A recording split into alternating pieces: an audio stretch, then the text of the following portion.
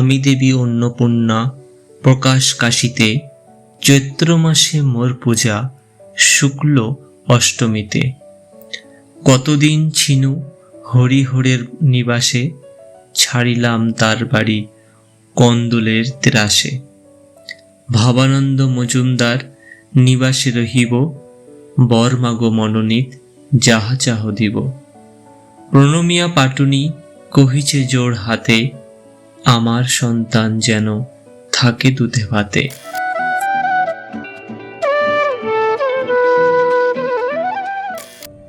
এতক্ষণ ধরে যে লাইনটি তোমরা শ্রবণ করলে, এটি লিখেছিলেন ভারতচন্দ্র রায় গুণাকার। তিনি ছিলেন অন্নদামঙ্গল কাব্যের রচয়িতা। প্রিয় একাদশ শ্রেণীর ছাত্রছাত্রীরা, আশা করি তোমরা বুঝতে পেরেছ আজকের আলোচনার বিষয় কি রেখেছি। সাহিত্যের ইতিকথা চ্যানেলে সকল দর্শক ও শ্রোতাদের জানাই আন্তরিক অভিনন্দন ও শুভেচ্ছা।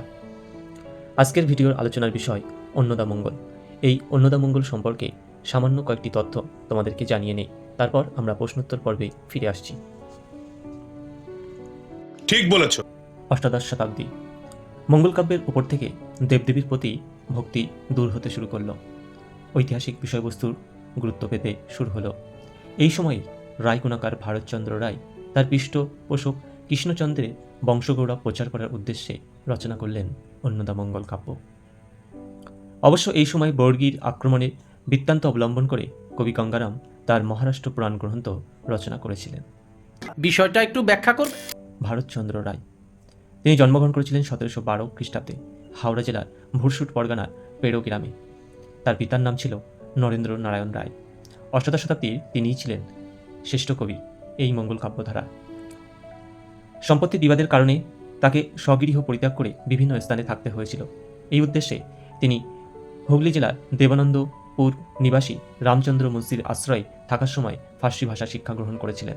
তাছাড়া পুরুষোত্তম ধামে বাস করার সময় কিছুদিন তিনি সন্ন্যাস জীবন যাপন করেছিলেন। পরে হয়েছিলেন সংসারী। মহারাজ কৃষ্ণচন্দ্র তাকে সভাকবি নিযুক্ত করে কৃষ্ণনগরে নিয়ে আসেন। তারই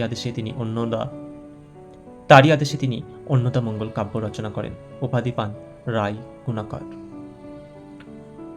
মহারাজের কুলদেবতা ছিল অন্নদা। তারই মাহাত্ম্য প্রচারমূলক কাব্যই হল অন্নদামঙ্গল। কাব্যের তিনটি অংশ। প্রথম অংশে আছে হরিহরের কাহিনী, দ্বিতীয় অংশে আছে বিদ্যাসুন্দরের কাহিনী, তৃতীয় অংশে আছে মানসিংহের কাহিনী। এছাড়া তার অন্যান্য রচিত গ্রন্থ ছিল বিদ্যাসুন্দর, রসমঞ্জরি, সত্যপীরের কথা, নাগাষ্টক প্রভৃতি। তাছাড়া বাংলা সাহিত্যের প্রথম নাগরিক কবির সম্মান তারই প্রাপ্য ছিল। তিনি তার ভাষার লালিত্যে, ছন্দ অলঙ্কার প্রয়োগের নৈপুণ্যে, চরিত্র চিত্রণের দক্ষতায় বাংলা কাব্যে এক নতুন সুষমার প্রবর্তক করেছিলেন। অষ্টাদশ শতকের সেই সৃষ্টি কালিকামঙ্গল কাব্যধারা মধ্যযুগের মঙ্গল কাব্যেরই অনুকরণ লক্ষ্য করা গিয়েছিল। দেবী কালিকার মাহাত্ম্য বর্ণনামূলক এই কাব্যধারায় বিদ্যা ও সুন্দরের প্রণয়জ আকর্ষণের ও পরিণতির কাহিনী রূপলাভ করেছিল। আসলে বিদ্যাসুন্দর উপাখ্যান মূলত উত্তর পশ্চিম ভারতের কাহিনী।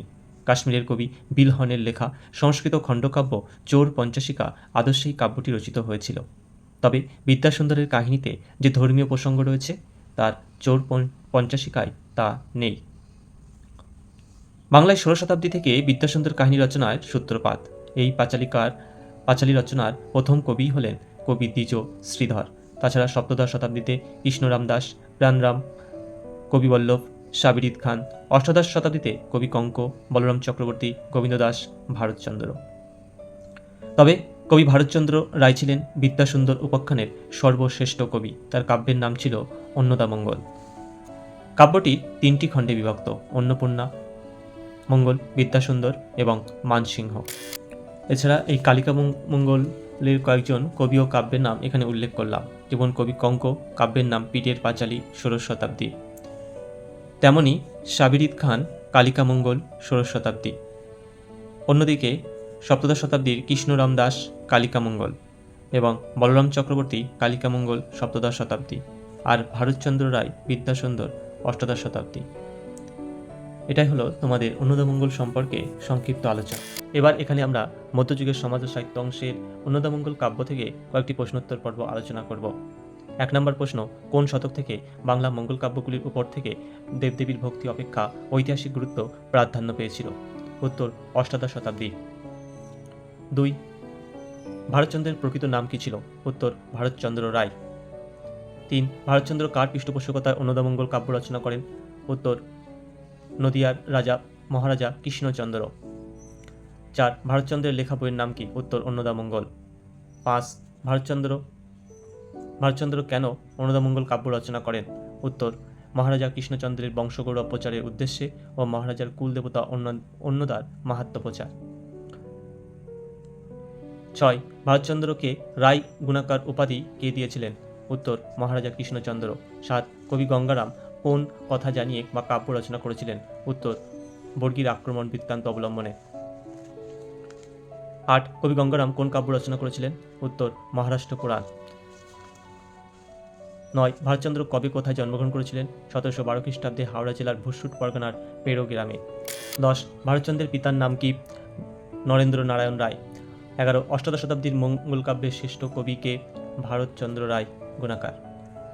12, ভারতচন্দ্র কোথায় ফরাসি ভাষায় শিক্ষা গ্রহণ করেন? উত্তর, হুগলি জেলার দেবানন্দপুর নিবাসী রামচন্দ্র মুন্সি আশ্রয় ফরাসি ভাষায় শিক্ষা গ্রহণ করেন। 13, ভারতচন্দ্র কোথায় সন্ন্যাস জীবন পালন করেন? উত্তর, পুরুষোত্তম ধামে বসবাসের সময়। 14, ভারতচন্দ্রের অন্নদামঙ্গল কাব্যের কয়টি অংশ ও কি কি? অন্নদামঙ্গল কাব্যের 3টি অংশ। 1, হরিহরের কাহিনী। 2, বিদ্যাসুন্দর কাহিনী। 3, মানসিংহের কাহিনী। 15, ভারতচন্দ্রের কাব্যের কবির নৈপুণ্যতা কোথায়? ভারতচন্দ্র তার কাব্যে অন্তর্মুখীর ভাব গভীরতায় পরিবর্তে বহির্মুখী শব্দবিন্যাসে নৈপুণ্যতা দেখিয়েছেন। ভাষার লালিত্য, ছন্দ, অলঙ্কার, চরিত্র চিত্রণের দক্ষতায় ও তার নৈপুণ্যতা দেখিয়েছেন।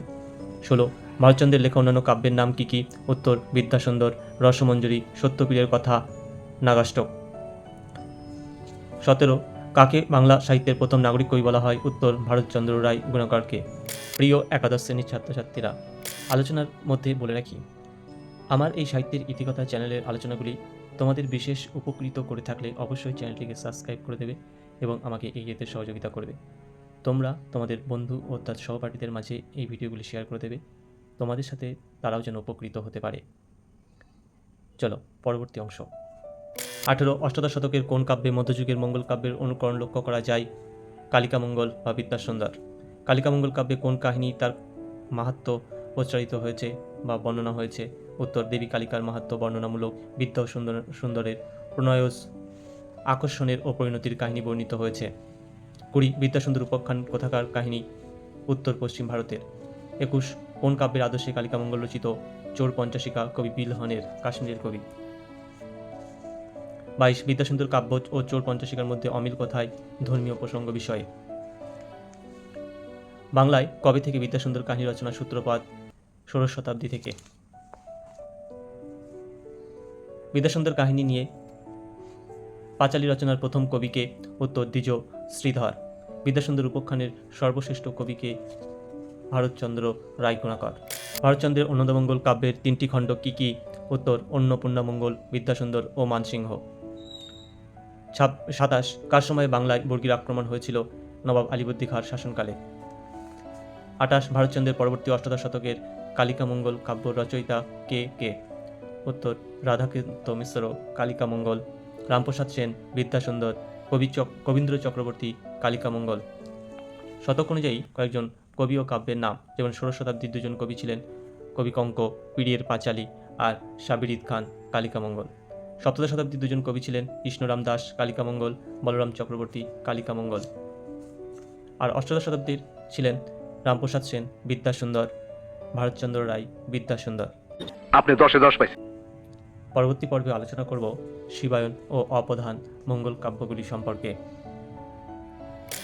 अच्छी बात बोली, आपको अच्छी लगी तो ऐसे थोड़ा मार दीजिए हाथ, आप थोड़ा सा मार दीजिए। ঠিক ঠিক ঠিক কি না? ঠিক ঠিক ঠিক